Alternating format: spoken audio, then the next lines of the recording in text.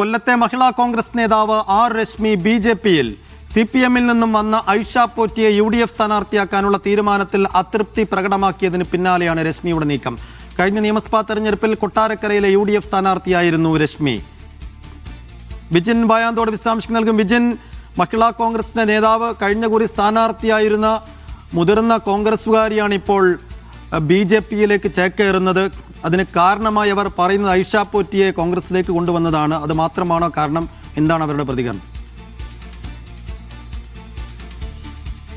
സൈഫുദ്ദീൻ, വിസ്മയങ്ങൾ ഇങ്ങനെ എല്ലാ പാർട്ടിയിലും സംഭവിച്ചുകൊണ്ടിരിക്കുന്നു എന്നുള്ളതാണ്. എന്തായാലും BJP-യിലേക്ക് കോൺഗ്രസിൽ നിന്ന് ഒരാൾ കൂടി എത്തുന്നു എന്നുള്ളതാണ്. അതിൽ പ്രധാനപ്പെട്ടത് കൊട്ടാരക്കരയിലെ കഴിഞ്ഞ തവണത്തെ UDF-ന്റെ സ്ഥാനാർത്ഥിയായിരുന്നു മുൻ യൂത്ത് കോൺഗ്രസ് നേതാവും കോൺഗ്രസ് നേതാവുമൊക്കെയായ ആർ രശ്മി BJP-യിലേക്ക് അല്പസമയത്തിനകം അംഗത്വം എടുക്കും എന്നുള്ളതാണ് ഇപ്പോൾ മനസ്സിലാക്കാൻ കഴിയുന്നത്. BJP സംസ്ഥാന കമ്മിറ്റി ഓഫീസായ മാരാർജി ഭവനിൽ രാജീവ് ചന്ദ്രശേഖറിൽ നിന്നാണ് രശ്മി അംഗത്വം സ്വീകരിക്കുക. എന്തായാലും ഈ ഐഷ പോറ്റിയെ കോൺഗ്രസിലേക്ക് എടുക്കുകയും കൊട്ടാരക്കരയിൽ KN ബാലഗോപാലിനെതിരെ അടുത്ത തവണ സ്ഥാനാർത്ഥിയാക്കും എന്നുള്ള അവർക്ക് അത്തരമൊരു ഓഫർ നൽകുകയും ചെയ്ത ഘട്ടത്തിലാണ് ആർ രശ്മി കോൺഗ്രസുമായി ഇടയുന്നത്.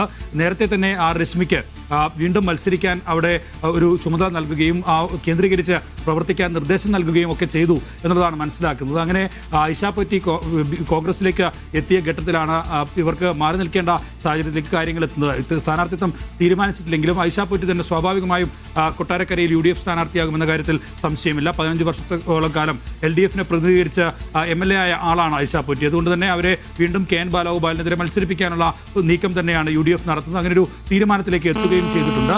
ആ ഘട്ടത്തിൽ തന്നെ ഒരു അതൃപ്തി അത് രശ്മി നടത്തിയിരുന്നു. അത്തരമൊരു അതിർത്തിയുടെ പ്രസ്താവനകൾ ഒക്കെ നടത്തിയിരുന്നു. അവർ കടുത്ത അതിർത്തിയിലും ഒപ്പം തന്നെ പാർട്ടി വിടാനുള്ള സൂചനയിലുമാണ് എന്നുള്ള കാര്യത്തിലൊക്കെ ഒരു സൂചനയും ആലോചനയും ഒക്കെ ഉണ്ടായിരുന്നു. അതിൻ്റെയൊക്കെ അവസാനമാണ് ഇപ്പോൾ നിലവിൽ BJP-യിൽ ചേരാനുള്ള തീരുമാനത്തിലേക്ക് എത്തുന്നത്. ഇന്ന് 12 മണിക്ക് മാരാർജി ഭവനിൽ നടക്കുന്ന വാർത്താ സമ്മേളനത്തിൽ ആർ രശ്മിക്ക് രാജീവ് ചന്ദ്രശേഖർ അംഗത്വം നൽകും.